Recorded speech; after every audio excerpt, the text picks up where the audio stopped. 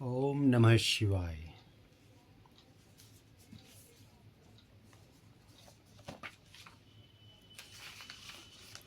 शिव पुराण के अनुसार नरक में गिराने वाले पापों का संक्षिप्त परिचय। सनत कुमार जी कहते हैं, व्यास जी, जो पापपरायण जीव महानरक के अधिकारी हैं, उनका संक्षेप से परिचय दिया जाता है। सावधान होकर सुनो। पर स्त्री को प्राप्त करने का संकल्प, पराये धन को अपहरण करने की इच्छा, चित्त के द्वारा अनिष्ट चिंतन तथा ना करने योग्य कर्म में प्रवृत्त होने का दुराग्रह, ये 4 प्रकार के मानसिक पाप कर्म हैं। असंगत प्रलाप, बेसिर पैर की बातें, असत्य भाषण, अप्रिय बोलना और पीठ पीछे चुगली खाना, ये 4 वाचिक वाणी द्वारा होने वाले पाप कर्म हैं। अभक्ष्य भक्षण, प्राणियों की हिंसा, व्यर्थ के कार्यों में लगना और दूसरों के धन को हड़प लेना, ये 4 प्रकार के शारीरिक पाप कर्म हैं। इस प्रकार ये 12 कर्म बताए गए, जो मन, वाणी और शरीर, इन 3 साधनों से संपन्न होते हैं। जो संसार सागर से पार उतारने वाले महादेव जी से द्वेष करते हैं, वे सब के सब नरकों के समुद्र में गिरने वाले हैं। उनको बड़ा भारी पातक लगता है। जो शिव ज्ञान का उपदेश देने वाले तपस्वी की, गुरुजनों की और पिता ताऊ आदि की निंदा करते हैं, वे उन्मत्त मनुष्य नरक समुद्र में गिरते हैं। ब्रह्म हत्यारा, मदिरा पीने वाला, स्वर्ण चुराने वाला, गुरु पत्नीगामी तथा इन चारों से संपर्क रखने वाला 5वीं श्रेणी का पापी है। ये सब के सब महापाप पात की कहे गए हैं। जो क्रोध से, लोभ से, भय से तथा द्वेष से ब्राह्मण के वध के लिए महान मर्म भेदी दोष का वर्णन करता है, वह ब्रह्म हत्यारा होता है। जो ब्राह्मण को बुलाकर उसे कोई वस्तु देने के पश्चात फिर ले लेता है तथा जो निर्दोष पुरुष पर दोषारोपण करता है, वह मनुष्य भी ब्रह्म हत्यारा होता है। जो भरी सभा में उदासीन भाव से बैठे हुए श्रेष्ठ द्विज को अपनी विद्या के अभिमान से अपमानित करके उसे निस्तेज हत प्रतिब्ध कर देता है, उसे ब्रह्म हत्यारा कहा गया है। जो दूसरों के यथार्थ गुणों का भी बलात् खंडन करके झूठे गुणों द्वारा अपने आप को उत्कृष्ट सिद्ध करता है, वह भी निश्चय ही ब्रह्म हत्यारा होता है। जो सांडों द्वारा बाह्य जाती हुई गौ के तथा गुरु से उपदेश ग्रहण करते हुए द्विजों के कार्य में विघ्न डालता है, उसे ब्रह्म हत्यारा कहते हैं। जो देवताओं, ब्राह्मणों तथा गौ के उपयोग के लिए दी हुई भूमि हर लेता है, उसे ब्रह्म हत्यारा कहा गया है। देवता और ब्राह्मण के धन को हर लेना तथा अन्याय से धन कमाना ब्रह्म हत्या के समान ही पातक जानना चाहिए। जिस किसी व्रत, नियम तथा यज्ञ को ग्रहण करके उसे त्याग देना तथा पंच महायज्ञों का अनुष्ठान न करना मदिरा पान के समान पातक बताया गया है। पिता और माता को त्याग देना, झूठी गवाही देना, ब्राह्मण से झूठा वादा करना, शिव भक्तों को मांस खिलाना तथा अभक्ष्य वस्तु का भक्षण करना ब्रह्म हत्या के तुल्य कहा गया है। वन में निरपराध प्राणियों का वध करना भी ब्रह्म हत्या ही तुल्य है। साधु पुरुष को चाहिए कि वह ब्राह्मण के धन को त्याग दे, उसे धर्म के कार्य में भी न लगाए, अन्यथा ब्रह्म हत्या का दोष लगता है। गौ के मार्ग में, वन में तथा गांव में जो लोग आग लगाते हैं, वे भी ब्रह्म हत्या ही करते हैं। इस तरह के जो भयानक पाप हैं, वे ब्रह्म हत्या के समान माने गए हैं।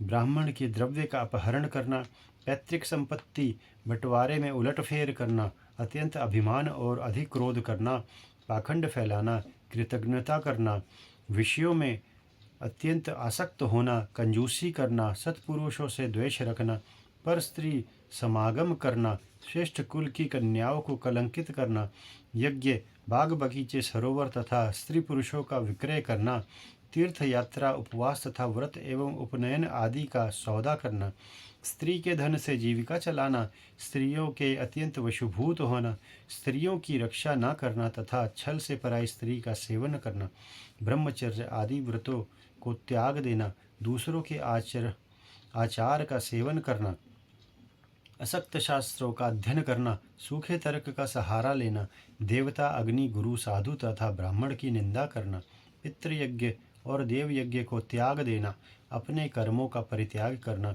बुरे स्वभाव को अपनाना, नास्तिक होना, पापों में लगना और सदा झूठ बोलना, इस तरह के पापों से युक्त स्त्री पुरुषों को उपपातकी कहा गया है। जो मनुष्य गौ, ब्राह्मण कन्याओं, स्वामी, मित्र तथा तपस्वी महात्माओं के कार्य नष्ट कर देते हैं, वे नरकगामी माने गए हैं।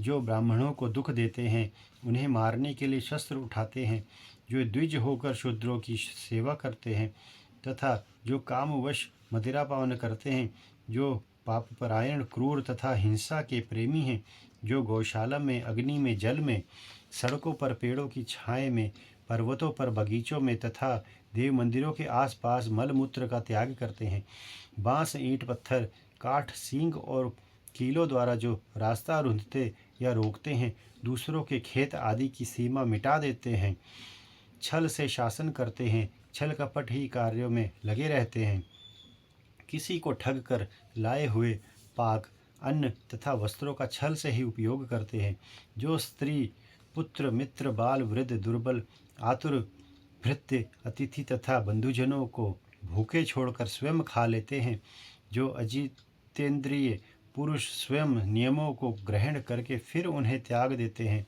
संन्यास धारण करके फिर से घर बसा लेते हैं, जो शिव प्रतिमा का भेदन करने वाले हैं, गौओं को क्रूरता पूर्वक मारते और बारंबार उनका दमन करते हैं, जो दुर्बल पशुओं का पोषण नहीं करते, सदा उन्हें छोड़े रखते हैं, अधिक भार लाद कर उन्हें पीड़ा देते हैं तथा सहन न होने पर भी बलपूर्वक उन्हें हल या गाड़ी में जोतते हैं अथवा उनसे असह्य बोझ खिंचवाते हैं, जो उन पशुओं को खिलाए बिना ही भार ढोने या हल खींचने के काम में जोत देते हैं, बंधे हुए भूखे पशुओं को चरने के लिए नहीं छोड़ते तथा जो भार से घायल, रोग से पीड़ित और भूख से आतुर गाय बैलों का यत्न पूर्वक पालन नहीं करते, वे सब के सब गो हत्यारे तथा नरकगामी माने गए हैं।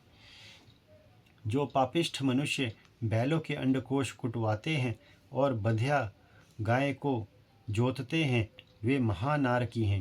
जो आशा से घर पर आए हुए भूख, प्यास और परिश्रम से कष्ट पाते हुए और अन्न की इच्छा रखने वाले अतिथियों, अनाथों, स्वाधीन पुरुषों, दीन बाल, वृद्ध, दुर्बल एवं रोगियों पर कृपा नहीं करते, वे मूढ़ नरक में, समुद्र में गिरते हैं। मनुष्य जब मरता है तब उसका कमाया हुआ धन घर में ही रह जाता है, भाई बंधु भी शमशान तक जाकर लौट जाते हैं, केवल उसके किए हुए पाप और पुण्य ही परलोक के पथ पर जाने वाले उस जीव के साथ जाते हैं। जो औचित्य की सीमा को लांघकर मनमाना कर वसूल करता है तथा दूसरों को दंड देने में ही रुचि रखता है, वह राजा नरक में पकाया जाता है। जिस राजा के राज्य में प्रजा घूसखोरों अपनी रुचि के अनुसार कम दाम देकर अधिक कीमत का माल लेने वाले अधिकारियों तथा चोर डाकुओं से अधिक सताई जाती है, वह राजा भी नरकों में पकाया जाता है। पराई स्त्रियों के साथ व्यभिचार और चोरी करने वाले प्रचंड पुरुषों को जो पाप लगता है, वही पर स्त्रीगामी राजा को भी लगता है।